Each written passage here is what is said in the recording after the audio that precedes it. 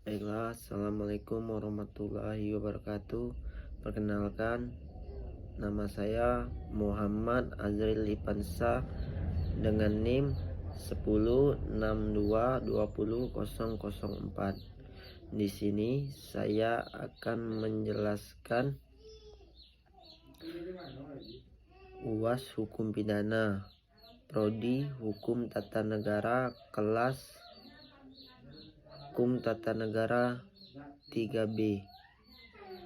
Baiklah, di sini saya akan menjawab soal nomor 2, alasan pembenar dan alasan pemaaf serta teori kausalitas. Yang pertama, di sini saya akan menjawab alasan pembenar dalam hukum pidana. Alasan pembenar adalah alasan yang menghapuskan sifat melawan hukum dan perbuatan sehingga apa yang dilakukan pelaku lalu menjadi perbuatan yang patut dan benar. Alasan pembenar terdapat dalam pasal 48 sampai dengan pasal 51 Kitab Undang-Undang Hukum Pidana. Berikut adalah contoh beberapa alasan pembenar: pembelaan terpaksa atau modware. Yang kedua, peraturan undang-undang. Ketiga, perintah jabatan. Dan selanjutnya, alasan pemaaf adalah alasan yang menghapuskan kesalahan pelaku sehingga tidak dapat dipidana, tetapi perbuatannya tetaplah melawan hukum. Alasan pemaaf terdapat dalam pasal 44 sampai pasal 25 KUHP. Tidak mampu bertanggung jawab. 2. Pembelaan terpaksa melampaui batas. 3. Perintah jabatan yang tidak sah. Ini alasan pemaaf terdapat pula pada pasal 44 sampai dengan pasal 52 KUHP. Ada pun teori kausalitas. Yang pertama, teori kausalitas. Yang pertama, adanya teori ini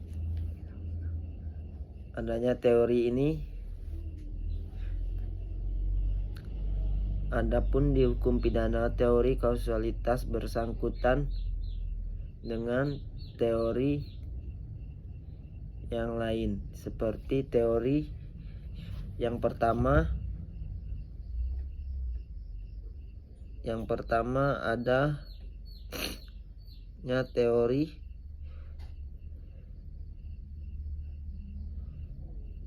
kausalitas atau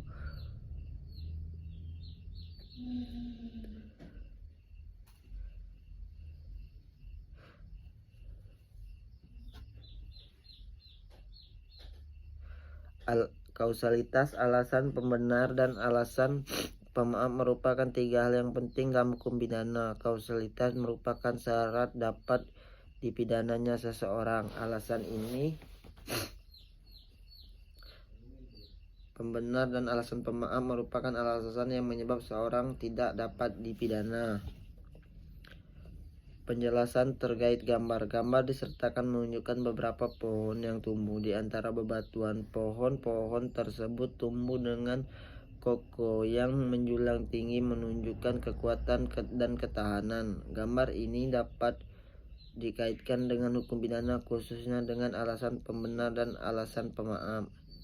Alasan pembenar dan alasan pemaaf merupakan alasan-alasan yang dapat menyebabkan seseorang tidak dapat dipidana meskipun perbuatannya telah memenuhi unsur delik. Hal ini menunjukkan hukum pidana tidak semata-mata mengutamakan penghukuman, tetapi juga keadilan.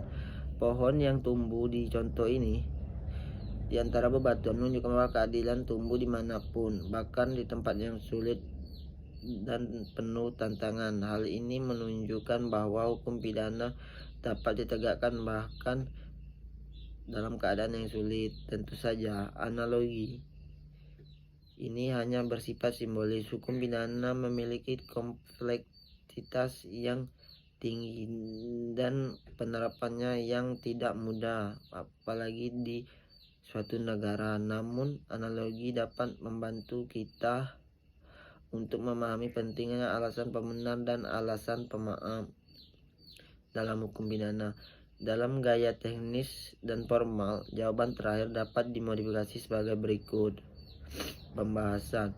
Dalam hukum pidana terdapat dua jenis penghapusan pidana, yaitu alasan pembenar dan alasan pemaaf. Alasan pembenar adalah alasan yang menghapus sifat melawan hukum perbuatan. Alasan pembenar dengan alasan yang menghapuskan sifat melawan hukumnya perbuatan, sehingga apa yang dilakukan pelaku lalu menjadi perbuatan yang patut dan benar. Alasan pemaaf adalah alasan yang menghapuskan kesalahannya pelaku, sehingga pelaku tidak dapat dipidana, tetapi keduanya tetap melawan hukum. Kausalitas adalah hubungan sebab antara perbuatan dan akibat yang ditimbulkannya dalam hukum pidana. Hubungan kausal antara perbuatan dan akibat yang ditimbulkan merupakan salah satu syarat untuk dapat dipidananya seseorang. Untuk membuktikan adanya kausal, hakim harus mempertimbangkan faktor antara lain. Yang pertama, kemungkinan terjadi akibat. Kedua, kekuatan hubungan antara perbuatan dan akibat. Ketiga, presentasi kontribusi perbuatan terhadap terjadinya akibat. Alasan pembenar dalam pasal 48 sampai 51 Kitab Undang-Undang Hukum Pidana KUHP dapat dikategorikan menjadi dua, yaitu alasan pembenar subjektif, yaitu alasan pembenar yang didasarkan dengan keadaan batin pelaku. Alasan pembenar subjektif terdapat dalam pasal 48 dan 49 KUHP. Alasan pembenar objektif yaitu alasan pembenar yang didasarkan keadaan objektif di luar diri pelaku.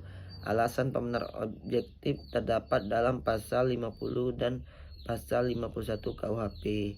Alasan pembenar subjektif, pembelaan terpaksa atau notwehr, pasal 49 ayat 1 KUHP. Pembelaan terpaksa adalah perbuatan yang dilakukan untuk membela diri atau orang lain, kehormatan, kesusilaan, atau harta benda yang